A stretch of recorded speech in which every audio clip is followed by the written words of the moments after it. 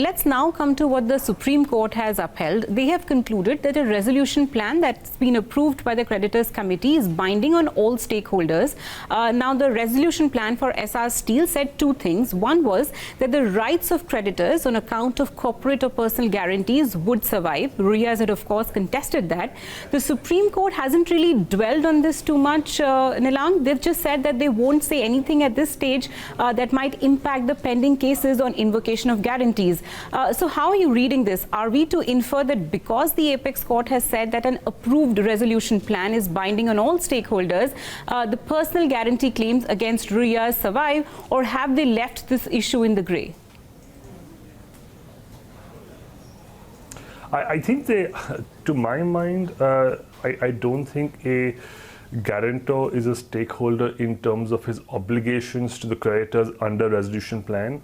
To my mind, the way the law reads when it says stakeholders includes guarantors, which it does, it's really the obligation of the corporate debtor undergoing IBC to the guarantor that's being dealt with. So as I said earlier, after a guarantor makes a payment to a creditor for the debt of the actual borrower, he has a right against the borrower to recover that amount because that's something he's paid on behalf of that borrower.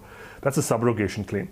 So to my mind, when the IBC resolution plan is binding on a guarantor, it's a subrogation claim that you can deal with in an IBC process.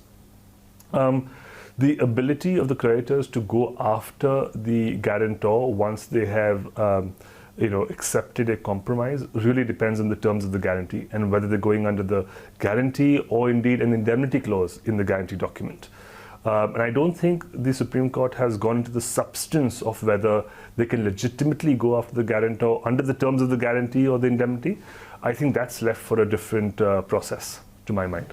Okay, so now what will determine the ability of creditors, whether it's an Essar or any other case, to go after the corporate or personal guarantors once, let's say in December onwards, we have that regime in place? So I think what Essar Steel did clarify is that simply because you've accepted 60 cents, say, in an IBC process, it doesn't mean that the liability of the guarantor is extinguished to the creditor. So I think that's clear as a principal matter.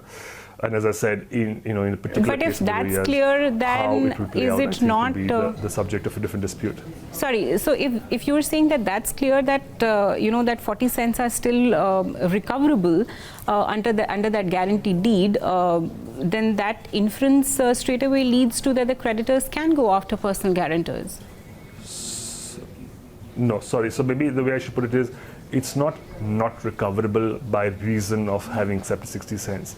Whether it is legitimately recoverable will be dependent on the terms of the guarantee. So for instance, if you entered into a guarantee which says, if you in any IBC process agreed on 60 cents, then don't come after me, then that's a contract, right? And that's the end of the game.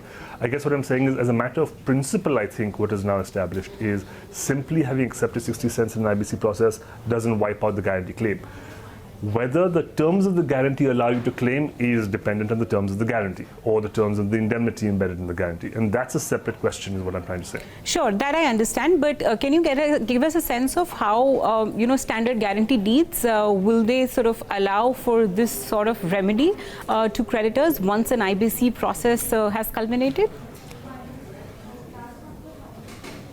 Yes, I think there are a lot of guarantee deeds out there which will say that no matter what I as a creditor do in respect of the debt to the principal borrower, whether I compromise it, whether I give relief, etc., you owe me the full amount. And a lot of guarantee documents will also have an indemnity clause which say that actually, in addition to the guarantee, I have an indemnity claim against you for any losses I suffer. And an argument could be made that if I accepted 60 cents in an IBC process, 40 cents is my loss.